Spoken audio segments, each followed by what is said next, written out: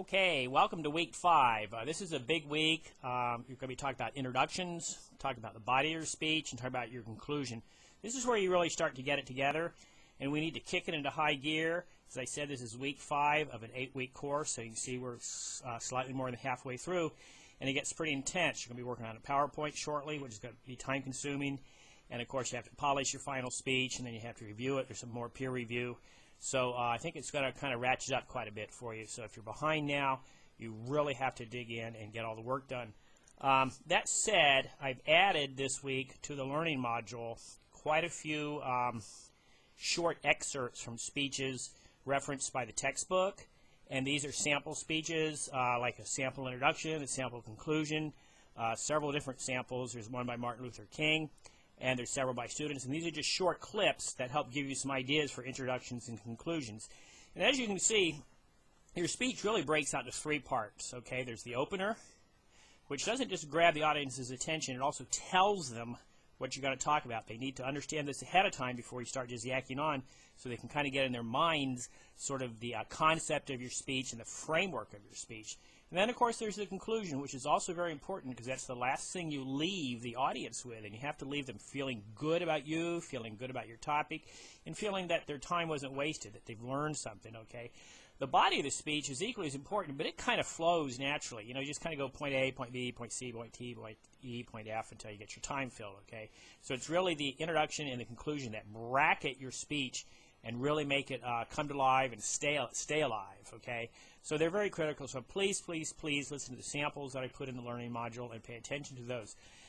This week your speech is going to be about organization. It's going to, you kind of, once again, this is kind of a narrative speech. You're talking out loud, and I think that's very helpful to you to talk out loud about your process. This is called metacognition, where you're thinking about your thinking. You're actually thinking out loud about your speech, okay? This helps you brainstorm it. That's the purpose of giving a speech, plus it just gets you some more practice with the public speaking, and again, once it helps you work on organization.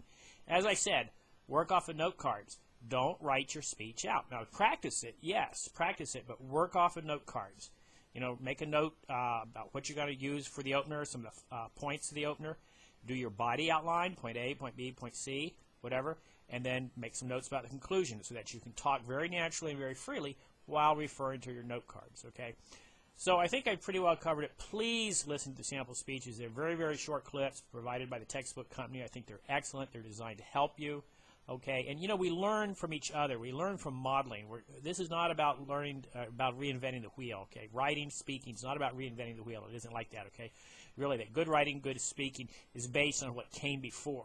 And this is how we learn. We learn by modeling. We model best practices, it's called. We look at somebody else's best practices, say, okay, I could do it like that too. Now, that's not the same thing as plagiarism. Plagiarism is when you copy and steal without attributing, okay? So anytime, it's a good point. I think it's been talked about already, but anytime you want to use somebody else's words, fine. Just say, well, as Martin Luther King put it, blah, blah, blah, blah, blah. Okay, so that's the difference between plagiarism and stealing and between modeling. You can model the way Martin Luther King spoke if you want. You can model his organization. You can model his introduction. You can model his conclusion. But if you actually want to use some of his words, then you just have to say, the way Martin Luther King put it was this. You know, and kind of little verbal, you know, mental quotes around it, okay? Well, I've yacked on long enough. Please not only keep up now, but work ahead a little bit. And, you know, start thinking about your PowerPoint and make sure you're getting all your work in. Make sure you're doing your discussions. As I said, it's getting intense now, and I want you all to get a good grade, but you can't get a good grade if you don't do the work. Okay, thank you.